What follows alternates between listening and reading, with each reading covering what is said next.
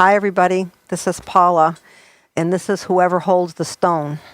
And I'm here today with my two beautiful nieces, Julie and Michelle. I'm so happy to see you both. And Richard is here, and my son Tom is not on drums today, so Richard is doing the engineering as well. So he's in the middle of the technical part, where he's usually sitting here with me for the nerdy part.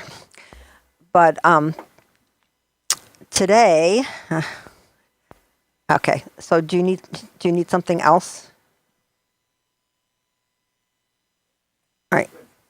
Okay. So he will be sitting down in a second. So now, I have been reading or listening to actually on Libby, which is the library app. I've been listening to Candide. And I have to tell you something. The reason I'm listening to Candide is because I had been listening to Sister Carrie, which was an 18-hour listen, which, man alive, that was a long time. I feel like I was living with them. So he mentioned Balzac, and he mentioned there was a character called Ames in Sister Carrie, and he was mentoring Carrie, and he told her to read some Balzac and to read some Voltaire. And I thought to myself, oh, okay. So I went on the Libby app, and they didn't have any books, audio books of Balzac, which not surprising, right? I mean, who cares about Balzac? So I looked up Voltaire, and they had Candide. Now, I had always thought, because I'm not thoroughly educated, I've always thought that Candide was a woman. I thought Candide was a woman, and she was probably a prostitute or something, because it's a satire, and I thought it was just a satirical thing about society. And so the first thing I found out is Candide is a man. And are either one or any of you? Well, I know Richard's familiar with Being There, Jerzy Kosinski, and Candide. Oh, and Candide, yeah. Well, I am so sure that Jerzy Kosinski based Chance Gardner on Candide. Ah. I am so convinced that because at the end of the book, he keeps... Well, what about our guests here? Do they see Being There? Did you see Being There? Did you read the book Being There? But no, I didn't. Oh, it's a good movie. It's really a good thing to see. It's a great movie. It's very uplifting, charming, something that you'll feel good after you see it.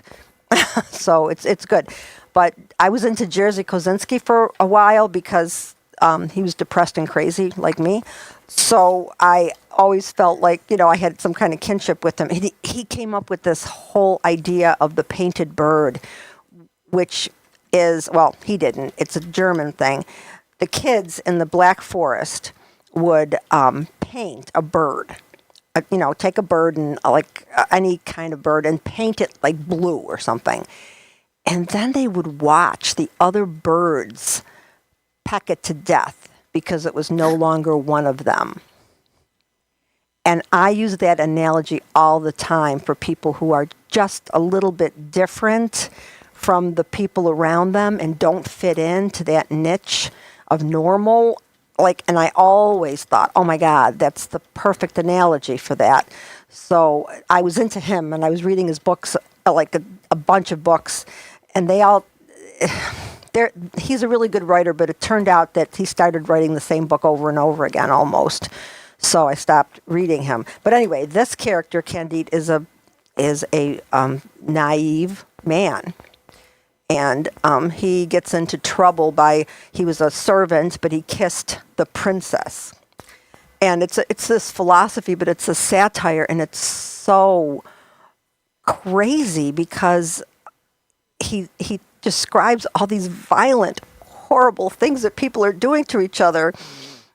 And I'm appalled by them, and then he keeps talking about how wonderful the world is. It's like, so it's this juxtaposition. The one philosopher has this idea that everything works out for the best, and the other his other philosopher friend, Martin, believes that everything is total shit. And but it's like that for everybody, so it's okay. And so, we're balancing between these two things. But so they found he was traveling, and he met Martin in El Dorado. And El Dorado is what the people the Spaniards thought they were going to find El Dorado, which is covered in gold and jewels and all this stuff. Well, Voltaire writes that El Dorado really exists. And so Candide makes it to El Dorado, and he meets Martin there. And so he's talking to Martin. Candide is talking to Martin. "Surely you must be possessed by the devil," said Candide. Now, that's because Martin was so negative. And then Martin answers, "He is so deeply concerned in the affairs of the world," answered Martin, "that he may very well be in me, as well as in everyone else. But I own to you that when I cast an eye on this globe, or rather on this little ball, I cannot help thinking that God has abandoned it to some malignant being. I accept always El Dorado, because that was an ideal place. I scarcely ever knew a city that did not desire the destruction of a neighboring city, nor a family that did not wish to exterminate some other family. Everywhere the weak extricate the powerful, before whom they cringe, and the powerful beat them like sheep, whose wool and flesh they sell. 1,000,000 regimented assassins from one extremity of Europe to the other get their bread by disciplined deprivation and murder for want of more honest employment." Excuse me. "Even in those cities which seem to enjoy peace, where the arts flourish, the inhabitants are devoured by more envy, care, and uneasiness than are experienced by a besieged town. Secret griefs are more cruel than public calamities. In a word, I have seen so much and experienced so much that I'm a Manichaean." Now, I had to look that up. That's somebody who believes that all the light is being absorbed into the darkness of the world. "There are, however, some good things," said Candide. "That may be," said Martin, "but I know not of them." "Do you believe," said Candide, "that men have always massacred each other as they do today? That they have always been liars, cheats, traitors, ingrates, brigands, idiots, thieves, scoundrels, gluttons, drunkards, misers, envious, ambitious, bloody-minded calamitors, debauchees, fanatics, hypocrites, and fools?" And then, "Do you believe," said Martin, "that hawks have always eaten pigeons when they have found them?" "Yes, without doubt," said Candide. "Well then," said Martin, "if hawks have always had the same character, why should you imagine that men may have changed theirs?" That is. So, I mean, this book, it was really fun to listen to, and it was short. It's a very short book. But it was really fun. There were a lot of other smaller quotes, and I keep trying to keep them in my head, and I can't unless I do this. What I do is, because these are in the public sector, they're not under copyright anymore. So I go online and I look the Gutenberg Project or something, and I find the text, and then I remember a certain phrase, and I try to find it in the text, so I can print it out, because I don't remember the stuff that I want to talk about. So, you've read Candide? Mm-hmm. Did you read it in philosophy? I think I did. Yeah, I think I did. Yeah. What did you think of it? Well, I looked at it as a book about optimism, because Candide is so optimistic. You know, every single thing that he runs into, he tries to gloss it over as something. Because of Pangloss, who was his first philosopher teacher, told him everything works out for the best, and he wanted to hang on to that belief. And so, So I found him charming. Did you find him charming? Yeah. Yeah. Yeah. And they made an actual Broadway musical out of the book, and then the Broadway musical became a movie. Oh, I don't remember that. I mean, like in the 40s or something. Oh, Leonard Bernstein made the musical. I was just going to say that, I don't remember reading Voltaire's Candide, but I did see the musical when I was in graduate school. And I remember it as being very optimistic. As a matter of fact, there's a very popular song in it called Glitter and Be Gay. And this woman who's a soprano sings it's considered one of the most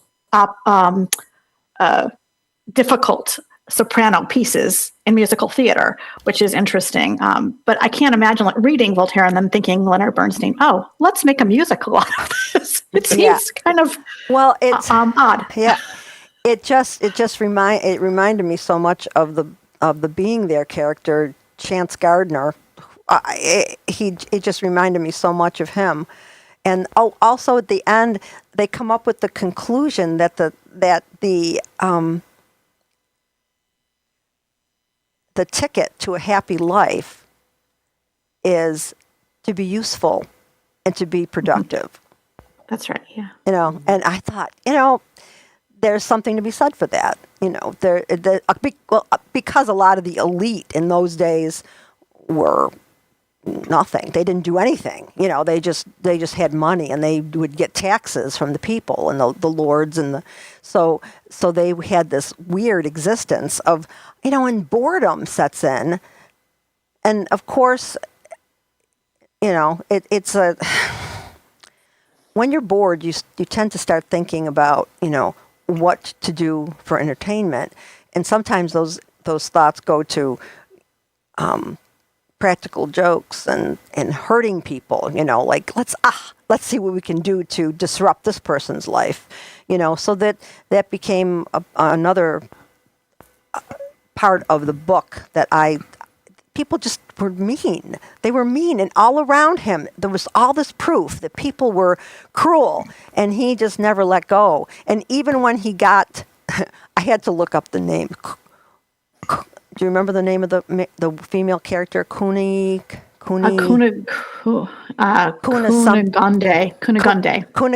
Okay. Yeah. Cunigunde. I'm just looking it up. I had to look and see what that meant, because I thought it might be something. And apparently, vagina in Latin is cuni. So it's, I don't know what the last part means, but it was a double meaning, because in French there is an actual name similar that means. I can't remember exactly what it means, but that people are pretty sure that he was using that double meaning of vagina in Latin. So I just thought that was interesting. But he married her, even though she was no longer beautiful at the end, So I hope this isn't a spoiler for somebody who's going to run right out and get Candide. Well, I also want to talk about the ending. Okay. So at the end of the book, he has to come to terms with his theory, that everything works out for the best. Yeah. With what he's experienced. Yeah. And he makes an interesting conclusion. Okay. So, for example, take our friend Sanford. Okay. When I try to talk about, say, the difference between capitalism and socialism to him, he will come back with, I am a high school teacher and I am preparing minds for the future. Mm-hmm. Which is Sanford's way of saying, I can't get involved in these abstract arguments.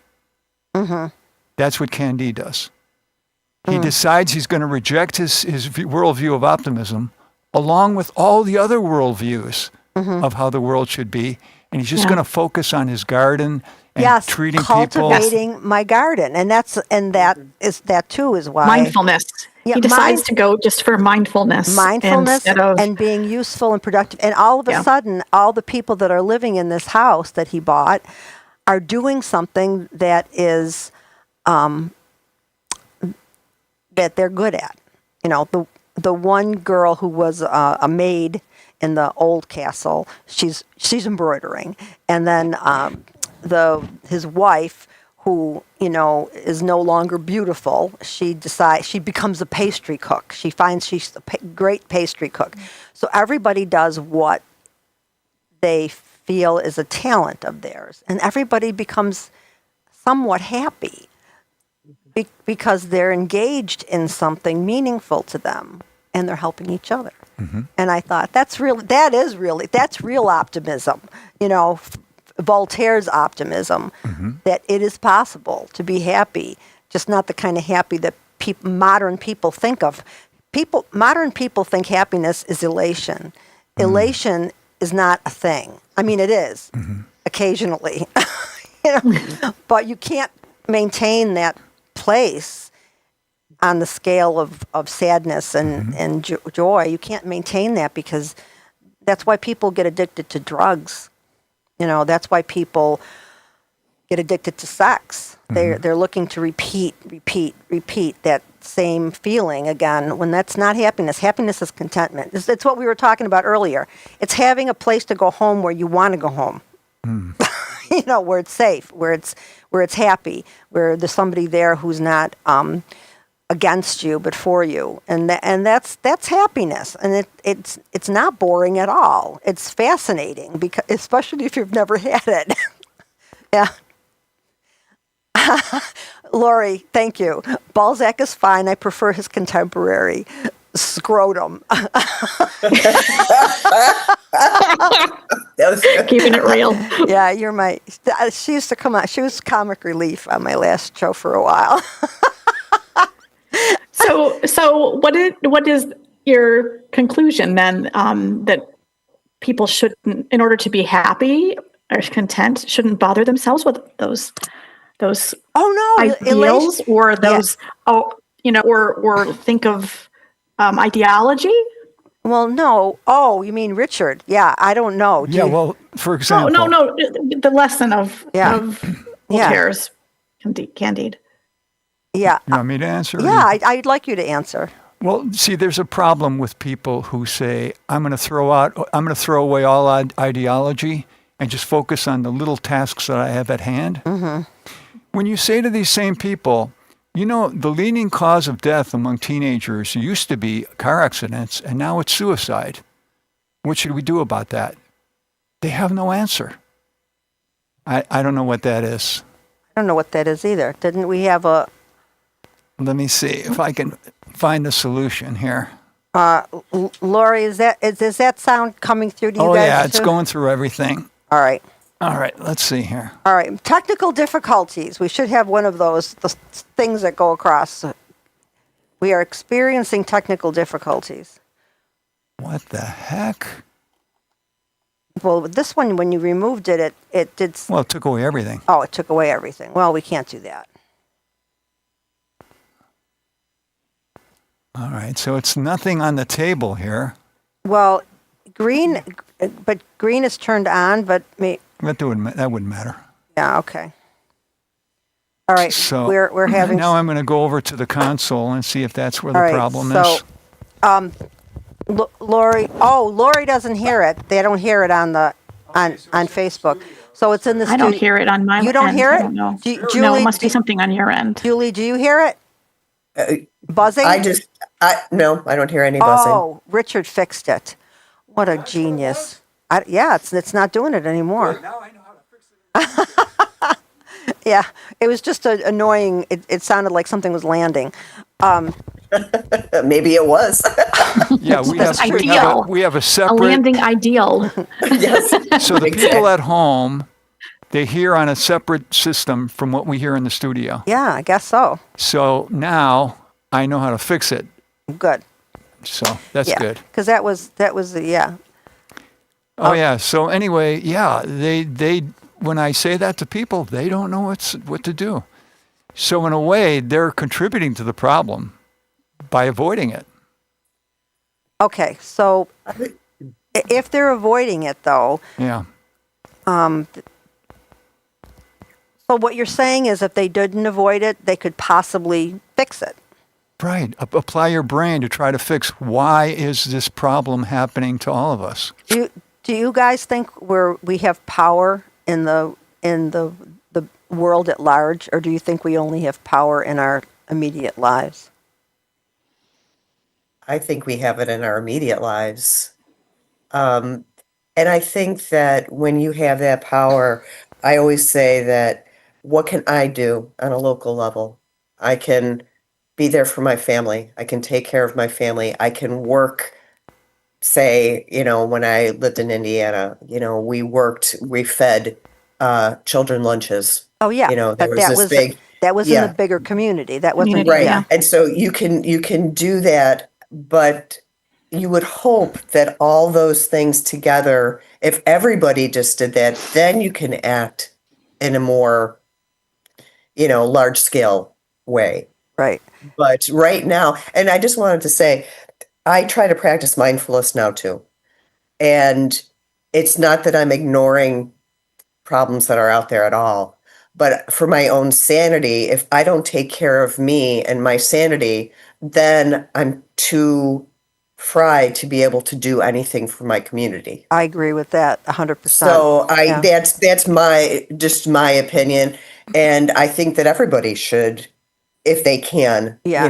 just do something. Yeah. Well, it's funny because I've tried to do the mindful thing where you're washing the dishes and you're just thinking about washing the dishes, and I can't. I listen to books, but that's all I'm doing is occupying my headspace. It's not that I feel better about doing the dishes because I'm learning something and I'm listening to something at the same time. Whether or not that's better than just doing the stuff that you're supposed to be doing and thinking about it, I haven't gotten that far yet. Were you going to say something, Michelle, about? Yeah, actually, it's interesting about the mindfulness and the whole idea of tending your garden, because I really hate gardening. And I have no interest in doing it, but I came across a mindfulness practice because I live near a garden, and there was a class called Strolls for Wellbeing, and they had a book with guided walks and meditations through the garden that you had to do once a week or once every couple weeks or whatever, and go through. I think there was like 12 different strolls or different areas. And I did that a few times. I did this with, this class, and then I did it again on my own. And now I go there all the time as a mindfulness practice, and I don't have anything to write, but I walk through the garden and I notice things, and I pay attention to things, and then I write them down and think about it. And it's been an incredible practice for me. Yeah. Did you do you go by yourself? Yes. You know Yes. what? I find that if I go on a nature walk by myself, I notice more things, because if I'm with someone, I want to make sure that person's entertained, or, that we're engaged in conversation, or I'm more interested in what that person's saying than what's going on around me.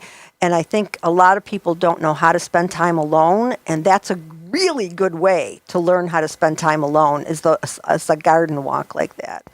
Yeah, and I do sometimes take pictures to kind of go back and remember. Or sometimes I'll walk in with an intention, like today I'm going to think about transitions or whatever. But mostly, whatever's happening in the garden, what I notice takes me somewhere, and I make some kind of journey, mental health wise, or meditation wise, that I would never have made if I didn't practice the mindfulness that the garden taught. Yeah, that sounds like a great thing. I do that at Stiglmeyer Park. Remember Stiglmeyer Park, Julie?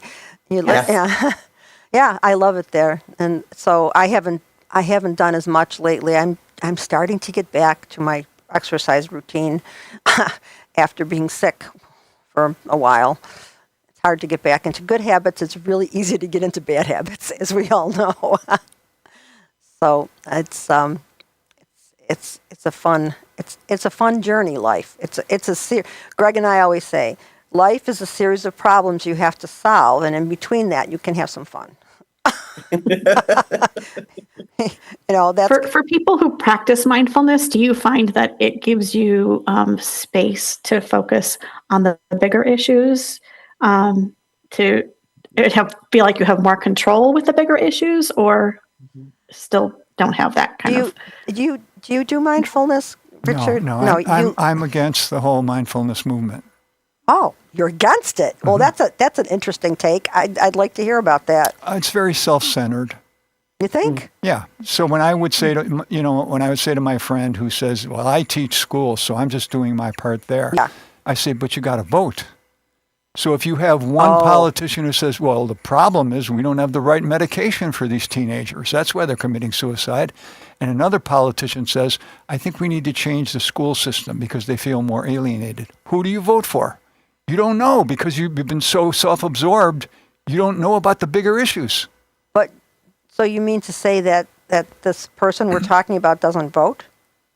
The person I'm talking about once said to me, "I don't even see what the value of it is."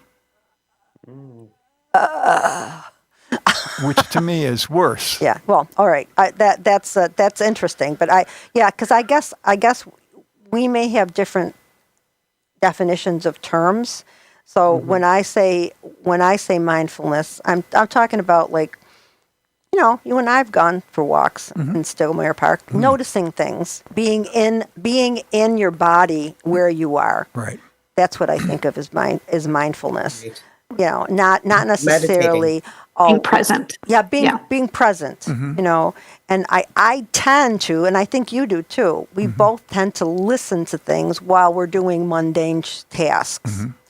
And I don't know if it's because I'm not involved enough to just do the task, but I always find that I feel like I've accomplished something if I've got that information coming into my brain. So I'm the same way. Yeah. So I don't know, but I love the park idea, the going in the garden, and I love being in nature. I feel so much better, and yet I deny that to myself on a regular basis because I'm busy with other things, because that's my medicine. That's my self-medication. Overdoing. And Richard knows this about me. He's known me for over, this last stint's been 30 years this month. That's how long? Yeah, since your retrospective. Yes, mindfulness is being aware of who you are, says Lori. Wow, it's tied into identity then. Yeah, it is. And being aware of yourself and your opinions about, just your observations. But, so my self-medication is overdoing things and keeping busy so I don't have to go into the space that's painful. Although I go into that space sometimes and try to fix it, get the tools out. But I'm sure that listening to Candide while I'm doing my dishes is not hurting me in any way. I'm not looking out my window and saying, "Why isn't my neighbor cutting his lawn?" That just destructive behavior and destructive talk. Yeah, Michelle. Do you ever feel like maybe the listening to books or listening to podcasts or whatever you're listening to might be, in a way, like medicating yourself with alcohol or Oh yeah, definitely. I definitely think that I use it as a soothing, it's a soother, like, a pacifier. But it's a good pacifier. It's not like I said, I'm not looking at habit. Right. But it keeps you from, like, being present with who you are, what's going on for you. I don't know if I have to be present washing dishes. It's just not as interesting as other things. But other times when I don't listen to anything when I'm in the woods. I will just be in the woods, because I enjoy that. I'm doing something I enjoy, but I don't enjoy housework at any level. And I do like to cook, but you can't really cook effectively and listen to something. So I bet I enjoy cooking. So there are some tasks, domestic tasks that I will do. I'll do them all, but I won't like them. So there's a podcaster named Michael Shermer. Mm-hmm. He calls it the Skeptic Podcast. Mm-hmm. And he brings on a lot of authors. Okay. And now the thing is, if you're going to interview an author, you should read the book. Oh my God, yes. Because I suspect there are people who read the summary and skip reading the book. And you can tell they're in the interview. Yeah. But with Shermer, he always says the same thing. He says, so the reason I have you on is because your book is on Audible and I'm a subscriber. So I listen to the entire book while I'm on my favorite activity, bicycling. Oh. He's an avid bicyclist. Mm-hmm. And frequently at the end of the interview, the person will say to him, I've been interviewed a lot for this book, but you definitely seem to know the most about it than anyone who's ever interviewed me. Yeah. The only problem I have with Audible books is that as much as something strikes me when I hear it, I have a really hard time remembering what that thing was that struck me. Unless I can go back to it in my solid book and see where I took my pencil and I put little parentheses around it and a little star in the corner so I knew which page to look at. That's why I ended up. So Julie, I was mentioning the Myth of Normal, and I was listening to that on Libby, and I had to buy a copy of it because there were so many times that I wanted to remember that thing that he said that I couldn't, and so I had to go back and I had to read it from the paper version. So it's worth the read then. Yeah. It was mind blowing for me. I don't. I listened to a couple of his things on YouTube, and I like him, but I think that I was led in that direction. Somehow I must have read about the book. I always take notes about the people that I'm reading, if I like their book, what they're recommending, and that's how I came by it. So I think it's an important book for anybody who has trauma to read because. I just looked it up on my phone, so that'll be my next book. Yeah. Do you have the library app on your phone? No, I never even heard of that. Go get a library card if you don't have one, and then you have to. Then you go into your phone and you download Libby, and it's free. You get Very cool. I still have my library card from Indiana. Oh, and you can use any library card you have. If you have, like I have one from. I don't know if I still have it someplace. My New York City one and my Miami one and my the one I had in Phoenix. I've got all those library cards, and if I could find those suckers, I could put them in Libby, and I could access their books as well, because each library has different books. I bet you New York one has some Balzac. I'm sure. I'm sure they do. So. Now, Richard, what do you want to talk about today? I've been reading about the death of Ace Frehley. He was a member of KISS. Yeah. Now, this is interesting about his death. He was in the recording he has a recording studio in his home. Yeah. He fell down, hit his head, and was knocked unconscious. They took him to the doctor, emergency room. Doctor said, there's blood going from inside of his head onto his brain. Might pull out of this, might not. We're going to put him on life support. After 30 days, his family decided to pull a plug. Now, consider that with our friend Vanessa. Vanessa's mother has been on life support for going on 6 months. There's no plug being pulled. So, what's a good amount of time before? Well, because it's making his family look like, come on, we got to get we don't want to bleed our inheritance here. You have stories about people coming out of comas years later, but I don't know. I can't imagine the quality of life after a certain amount of time, especially if you're older. like your muscles deteriorate quickly. My nieces here, I love you very much. You got to know, when you get older, stuff happens really fast.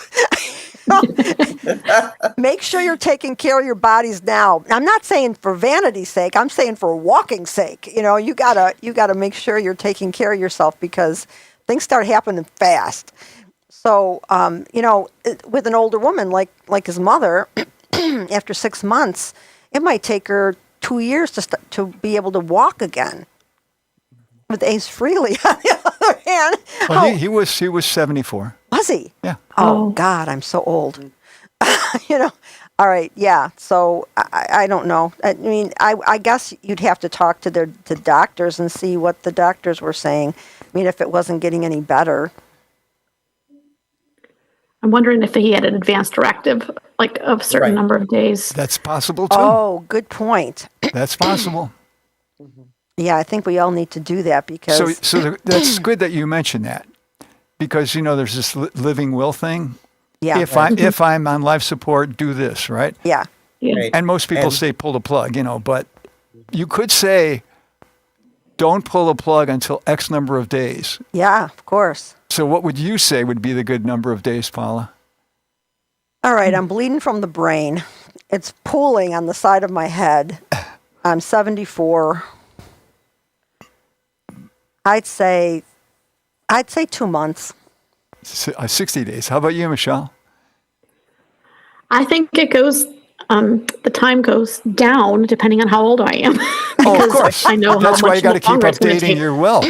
to recover. So at this age, I would say a year, but I think year? as I get older, oh yeah. Okay. I Oh would say a yeah, year. but because I'm not yet 60, Right. so why not? right, because you have potential for coming back and having a long and healthy life. Yeah. But I think you're right about that. The age matters a lot. But I don't want to just pull the plug, because who knows? I mean, Renee might be mad at me that day, and she says, she got a cold, pull the plug. She's out of here. With my father going on life support, my mother didn't even wait 10 minutes. The doctor said, at this point, we're going to have to put your husband on life support, but we need your approval. And she said, oh, don't bother. That quick. And I was in the room, and I thought, wow, that was a quick decision. Your father was young. He was in his 60s. Oh, yeah. was he? Okay. Yeah. I thought he was younger. I thought he was younger like mine. Yeah. How do you? Wow. Did you ever talk to her about that? I was just. I didn't, because I thought I thought it was brave, actually, at the time. She must have thought this out in advance. Yeah. Or maybe they had a conversation, and, Right. he said, I don't want to be put on life support at some point. It's possible. But I mean, did you feel, I'm going to ask you a personal question. Did you feel bitter? No. No, you didn't feel bitter that your mother did that? No. Okay. No, I didn't. Not at all. I needed to know. I thought it was her call. Yeah. And since it wasn't my call, I didn't have to put a lot of thought into it. Yeah. Yeah, I know. How old were you, Richard, when that happened? I was 24. Oh, wow. Man, if I were that age, I would be really mad at my mom. I think if she did that. Yeah. Wow. And, Yeah. and I always had that feeling like, you got to see whose call it is and then acknowledge that. Yeah. So then when my mother died, my Aunt Stell immediately said, oh, we're going to get the best casket available, spending the estate's money. Yeah. But in a way, I sort of felt like, well, that's your sister, so that's your call, Yeah. Yeah. Yeah, I guess. I mean, your mother didn't have it specified who should take care of her. She had life insurance. I mean, I'm asking all these personal questions because usually it's the life insurance and it's the kid that takes care of the stuff. That's initially what I thought until I saw how quickly my aunt jumped in. Okay, so no bitterness about that either. Well, no, because but if you want to think of an ulterior motive, before I found out about that, my aunt did say to me, now that your mother is dead, I'm your new mother. Ah. Mm. And then she kept having me come over to the house for meals, and she would ask me questions that was about your my Aunt life. Stell? Yeah. Oh, Yeah. yeah. She saw herself as the next in line. She was, she was a character. Your Aunt Stell. Why, you met her? No, I heard the voice messages. Oh, yeah. You got a voice. You got a answering machine. Who do you think you are, James Garner? Right. So Julie, how long would you have in your living will set down for you to be kept on life support? I think that probably a month, but I think that it would be under which circumstances. Like, if my entire frontal lobe is gone, I'm not going to have any quality of life. So pull it right away. If there's a chance of me having quality of life, because if I can't think or I can't communicate, I can't be who I am, there's no use. And in fact, Sheila and I have both talked about it, and we're in the midst of getting everything taken care of. But she's the same way. Very adult of you. Thank you. Yeah, she won't. I mean, she's the same way. She's like, if there is no chance of me recovering, then why? Well, Why? I used to have when I was younger, I had way higher standards of what I thought was good quality of life. I think, first of all, after watching what my mother went through, and after having cared for my mother for a long period of time, I don't want Renee to go through that. That was not fun for me, and it was harsh. So I used to think, though, if I couldn't walk around and drive and interact, that my quality of life wouldn't be great. Now I think if I could sit comfortably someplace and read, but I don't want to be in a nursing home. I don't think that's a natural place to go. I always joke about, figuring out a way to take myself out. I don't think that there's anything wrong with making a decision when your time is up, but I don't know if I'll ever know my time. You know what I mean? When I'm older, maybe I'll think, oh, I'm still great, and I'm a big burden on everybody. I don't know. Although but you said that you would, if I could sit and read, and those are the things that, yes, I consider that quality of life. You can still think and read and do that type of thing. But if that's not there, if it's not there, if you have to be fed by a tube, and you don't know what the person's thinking, I don't want to be stuck. I don't want to be stuck with my own thoughts, because some of my thoughts are scary. I don't want to be there all the time. I guess. So my friend Karen, Yeah. who I knew for a long time, Yeah. she had cancer. Mm-hmm. Luckily, she was living in California. So the instant she got the diagnosis, she applied for the end-of-life drug. Because takes a while for it to go through all the paperwork. Yeah. And she got it. And now it was up to her when she would take it. Wow. See?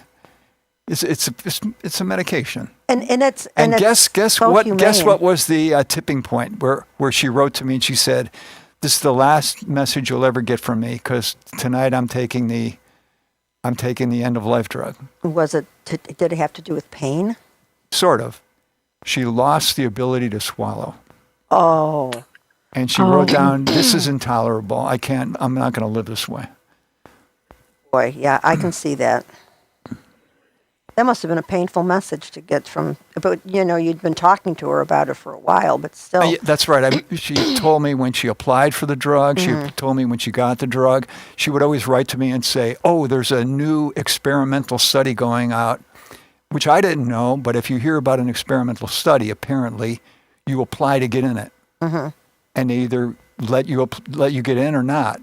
Mm-hmm. If you get in, you might get the actual drug. You might get a placebo. Yeah. So, I've been involved in I say I'll do anything for a $50 gift card. I've been involved in a lot of different studies.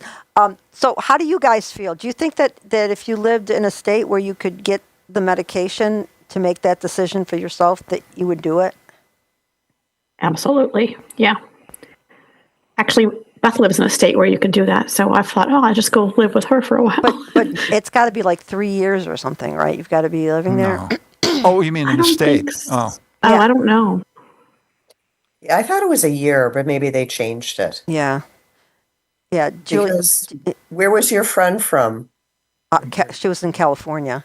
She was born in Buffalo. Oh, yeah. And then she went to school in Philadelphia. And then from there, she moved to California. Yeah, but she was in so they have California this- for a long time. Mm-hmm. Oh, yeah. Yeah. I didn't realize. Did she go to Oregon or California has it also? California. California has it, yeah. Okay. Yeah. In fact, she looking lived this in up. Berkeley, Oh, you know. So, Julie, is that too close to suicide? I'm still deconstructing that that part of me. Yeah. The one, religious part is, there's a reason to your suffering. And then the other logical part is I'm not getting any better. Yeah. And I am miserable and I'm making my family watch this. So I would take Yeah. the drug. I've been rereading. This is like the fourth time I've read the Bible, and this time, and I haven't read it now for a couple decades. So I'm reading it, and I'm realizing that this is, of course, I'm in the Old Testament right now, and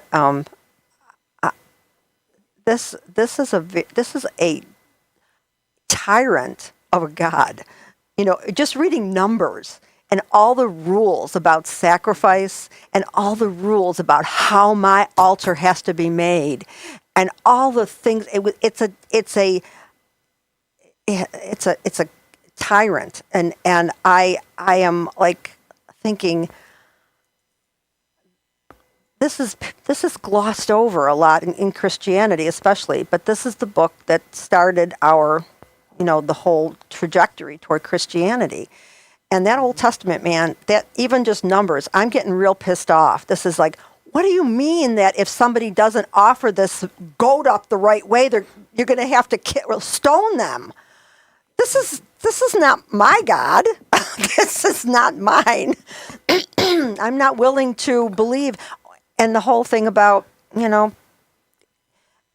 were talking about this on the last show about Christian atheism. Yeah. Where you believe that yes, God exists and God created us, but it's kind of God's like not going to help us. Right. It's kind of like a Lego project that he forgot. like I built this thing and I'm tired of it now, so you're on your own. So Yeah, and you don't want to give up your belief in God, but at the same time, you've come to the conclusion, I got to do everything myself. Because the thing is, I think that if there's this entity, this thing, God, and I'm not saying a separate, it could be all of us together combined as God, but would it really need all the advertising and worship if it was so superior and so so above us and so omnipotent? Would it need... But that's man's interpretation. Yeah, But I know, but the worship part, that's why. But that's also how, and this, Julie. You're half Christian, half scientist. Yes. So that's how we've been kept in line as women, as people without money, as people with low status in the world. That's how we've been kept in line. All these. Oh, speaking of which. Okay, we've been kept in line. We had this discussion about the Spanish Inquisition. Right. I had this huge notion that I was going to do all this research, and I didn't. So I asked AI. That's the perfect way out. Yeah, well, it was. I thought. Can I have a synopsis of the? So let me just look up what I found, and I liked the way it was. because it taught me something about the magnitude of the Spanish Inquisition, but it also, so I got my Spanish Inquisition. Okay, the claim that no one was ever killed during the Spanish Inquisition is a dramatic overstatement that goes against historical consensus, but it touches upon the historical revisionist movement that has significantly reduced the generally accepted death toll from earlier, widely exaggerated numbers. Modern historians, using records that became accessible in the late 20th century, agree that people were executed by the Spanish Inquisition, but the number is far lower than the sensationalized figures often cited in pop culture. And then the nuance, the core of the argument that no one was killed by the church rests on a technical and legal distinction in the period. Secular authority, the Inquisition, was a church court, and as a matter of canon law, church officials were generally forbidden from carrying out death sentences. Relaxation to the secular arm. When the Inquisition convinced someone of heresy and sentenced them to death, they would formally relax the condemned individual to the secular authorities for the sentence to be carried out. And then the auto de fe, the public ceremony known as the auto de fe, was a religious act where sentences were announced, executions were carried out, and after and separate from the auto de fe by the civil power, often by burning at the stake. So the other thing they say is that it wasn't the Spanish Inquisition's goal to kill people. It was their goal to make them Christian and recant anything that wasn't Christianity, like Jews. They wanted them Christian, or people who were practicing witchcraft or something like that, or some other pagan religion. They wanted them to come into the fold, and that was their goal, was to get everybody on the same page and do the right thing. So I learned, and now, so I need to know what your sources were for the statement about nobody being actually killed during the Spanish Inquisition. Well, it's pretty much in line with what you found. That if you look at the diaries of the people who lived at the time, it wasn't as big a deal as the inflated numbers. Yeah, because they were saying hundreds of thousands, and that's what I always believed, because no one ever expects the Spanish Inquisition. Exactly. So anyway, I learned something. I love AI. I know it's not all right, but this was such a simple, a very useful tool. Simple process. It's very simple for me. Oh, there was an interesting sociological experiment that was published this week. Okay. They said to teachers at a college, what do you base your final score on? And they say, well, you have to do a paper at the end. And then the people do the paper, they turn it in, and we evaluate based on how much they know in the paper. And they said, well, we ask you to participate in this experiment. When somebody turns the paper in, you take them into a separate room from the class so that you're alone with them. And they're sitting across from you at the table, and you're reading the paper, and you start mentioning terms in the paper. What did you mean when you said so-and-so? If the person gives you a blank stare, it means they had that generated either by another human or by and therefore you will be helping us because we're going to record all these things. Yeah. So they said, now if they can't come up with the terms, we'd like you to also ask them this question. Well, these are some of the other things that we talked about in class, and you start mentioning them. And see if they know that from when they were actually sitting in class listening, if they were sitting in class. Yeah. So then they published the findings, and they found out that over 60% of the people, they didn't know what was in their final term paper. Oh my gosh. And so so when this study got published, then social media picked up on it, and the pundits were saying, "Are we breeding a new generation of stupid people?" Idiocracy. Yes. Idiocracy. Yeah. I'm sure you have some experience with that, Julie, as a teacher. I do. I didn't and even know it's- you were teaching. Is that what you're doing? Yes, How exciting.